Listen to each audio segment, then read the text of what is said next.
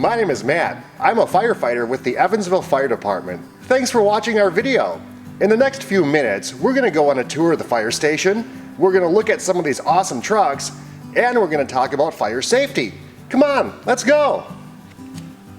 Hi, I'm Dennis Hooper. I'm the fire inspector for the Evansville Fire District, and today we're going to talk a little bit about safety fire tips, basic fire safety. One of the things we want to talk about is matches and lighters. Never play with matches, never play with a lighter. Should you find a matches or lighter, make sure you tell an adult. Don't touch it, and if you can't find an adult, there's another way to get help.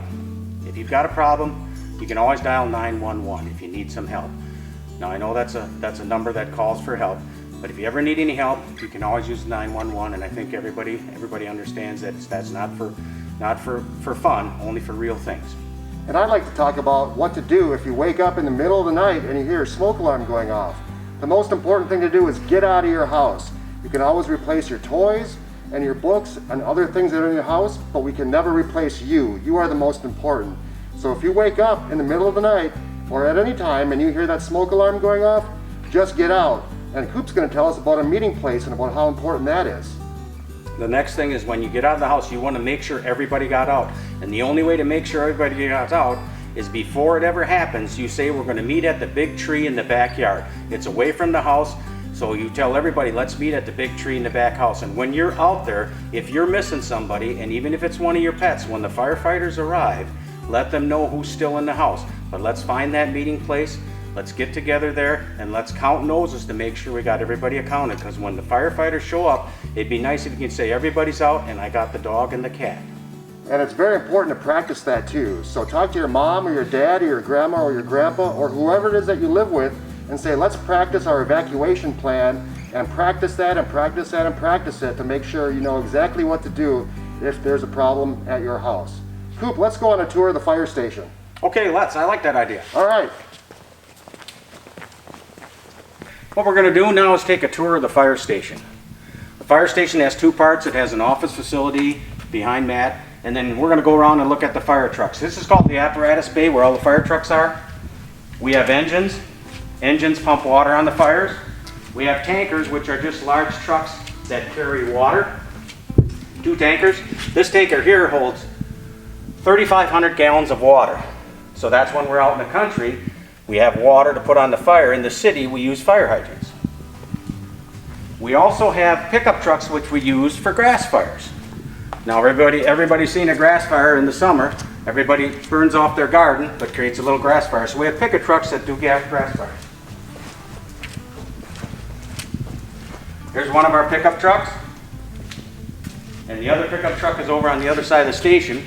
Then we also have what we call a command vehicle. This is the vehicle that the chief would go in.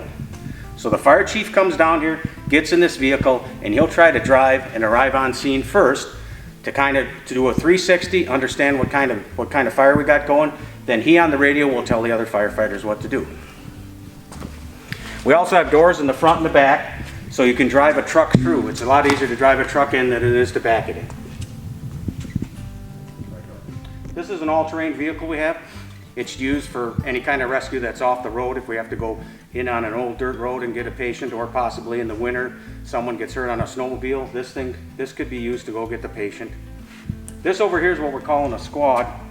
This carries more equipment and also carries firefighters to the fire scene, and that is called a squad. Just another piece of apparatus. What we have here is, this is called the chassis for the new fire department tanker, or as they call them today, tenders. But what's going to happen is it's already came from the factory ready to go, and all they're going to do is going to send it to a special company. They're going to put a big tank, build a tank on this like the first tanker we looked at. I believe this is going to carry another 3,500 gallons of water. So then we'll have two tankers carrying 3,500 gallons of water each, which means we have an additional 7,000 gallons of water out at a fire in the country. This is the radio room. So in this room here, when we have a call, someone here can talk on the radio to the firefighters out at calls. Also, we have the ability to look at any trucks coming and going. We have a window behind Matt that we look out in the apparatus room and see what trucks are here and left. But all the communication is done here on the radios. We have access to phones and information, and we have extra radios. And this is where a lot of the fellas meet, but also this is during a call, someone will be in here on the radio communicating with the firefighters out at the scene. What about that map behind you? This map right here, although we know where all the streets are, this is basically a map of our fire district. And here's the city of Evansville right here. So basically this black line is showing the entire area that Evansville covers. So whether you're in the city of Evansville or in the surrounding townships, this is the area we cover. This is the green Rock County line. We also have some property. We also serve some fire districts out in Greene County. So we do respond to some calls in Greene County. Okay, we're going to talk about what happens when the pagers go off. We all have pagers, and when our pagers go off, we respond to the fire station for whatever kind of call we have. So here comes Matt. The pager went off, and we got some kind of a call we're going to respond to.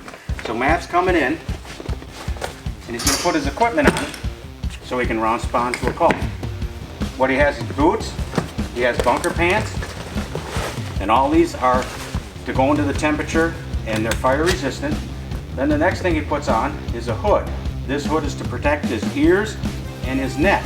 So when he goes on those fire calls, he's ready to go inside a building if there's heat or smoke in it. And after his hood, then he has his jacket, or turnout jacket. Also, he's going to end up with his helmet.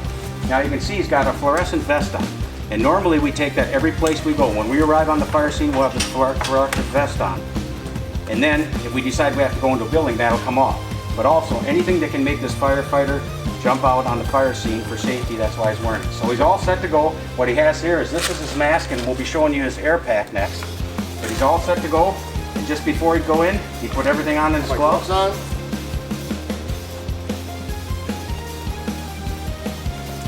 He's all set to go. Thumbs up. Okay, what we're showing here now is Matt had put his alternate gear on now. Now he's going to show you his face piece he put on. He's got an air tank on the back, which is breathing air for when he's inside the fire, because there'll be a lot of smoke and toxic gases. And then he's going to show you what he sounds like when he starts going on this air. That's what he sounds like. Now, a firefighter and all of his equipment and his air pack going, he's a little scary. But let's all remember, firefighters are your friends. So here's what's going to sound like if you happen to be inside the building and Matt was coming in to save you. You might hear or see this. The other thing we want to talk about is there'll be smoke. Inside the house there might be smoke. So the safest place for you is down low underneath the smoke. And when Matt comes in, he'll probably be crawling in looking for you. Because when we go in, the firefighters, in order to be safer, are down underneath the smoke and all the heat, which is up in the room. So Matt will be crawling in and he'll have that noise. And if you hear anybody call out for you, if you hear him say, anyone in here, fire department, anyone in here, be sure to yell out if you hear a firefighter looking for you. And remember, firefighters are your friends.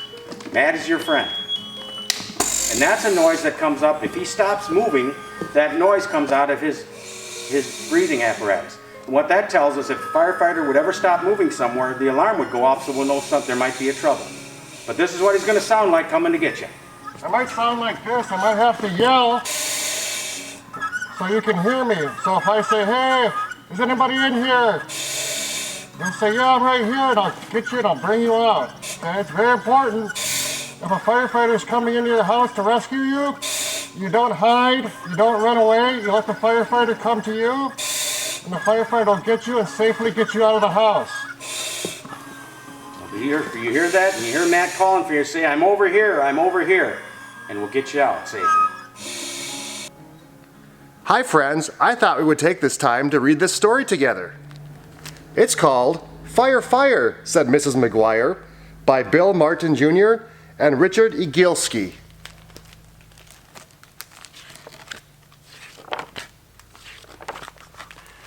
Fire, fire, said Mrs. McGuire. Where, said Mrs. Bear. Downtown, said Mrs. Brown. What floor, said Mrs. Moore. Near the top, said Mrs. Cop. What a pity, said Mrs. Kitty. Help, help, said Mrs. Kelp. "Here I come," said Mrs. Plum. "Water, water," said Mrs. Vodder. "Get out of my way," said Mrs. Lay. "Let me see," said Mrs. Chi. "Break down the door," said Mrs. Orr. "Well, I declare," said Mrs. Ware. "Oh, help us and save us," said Mrs. McDavis, as she slid down the stairs with a sack of potatoes. I really hope you enjoyed the story. It's one of my favorites. See you later.